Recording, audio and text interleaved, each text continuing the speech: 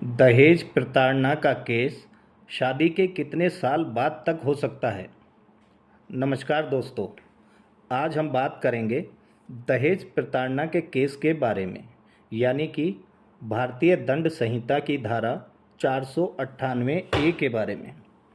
दोस्तों, लोगों के बीच ये भ्रांति फैली हुई है कि दहेज प्रताड़ना का केस सिर्फ शादी के 7 साल बाद तक ही किया जा सकता है और उसके बाद नहीं। तो दोस्तों, सबसे पहले तो ये जान लो कि दहेज प्रताड़ना का केस करने की कोई मियाद नहीं है, यानी कि दहेज प्रताड़ना का केस पूरे जीवन काल में कभी भी किया जा सकता है। जब भी कोई महिला दहेज प्रताड़ना की शिकार होती है तो वो दहेज प्रताड़ना का केस कर सकती है, जिसमें कि 3 साल तक की सज़ा व जुर्माने का प्रावधान है। और दोस्तों, जो यह भ्रांति है कि दहेज प्रताड़ना का केस सिर्फ शादी के बाद 7 साल तक ही किया जा सकता है, यह पूरी तरह गलत है। शादी के 7 साल बाद सिर्फ दहेज हत्या का केस नहीं किया जा सकता, ना कि दहेज प्रताड़ना का। तो दोस्तों, सबसे पहले यह जान लेते हैं कि दहेज क्या होता है। आम तौर पर लोग ये समझते हैं कि जो भी सामान या जेवर और कार वगैरह शादी के समय वर पक्ष को दिया जाता है वधू पक्ष द्वारा, वही दहेज होता है। पर दोस्तों, यह गलत है। दोस्तों, अपनी स्वेच्छा से दिया गया सामान दहेज की श्रेणी में नहीं आता, वह सिर्फ गिफ्ट या उपहार की श्रेणी में आता है।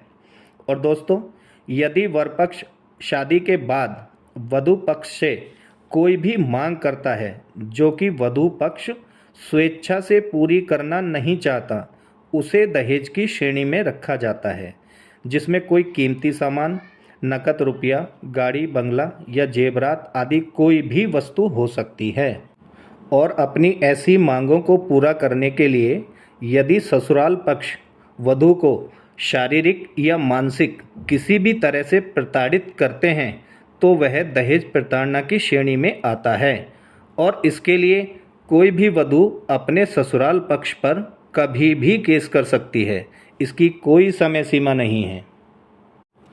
और दोस्तों, यदि वधू के मायके वाले ससुराल पक्ष के दबाव में या अपनी बेटी को दहेज प्रताड़ना से बचाने के लिए वधू पक्ष की गैर कानूनी दहेज की मांग को पूरा करते हैं तो यह भी एक अपराध है, जिसके लिए धारा 3 व 4 दहेज प्रतिबंध अधिनियम में उन्हें भी दंडित किया जा सकता है।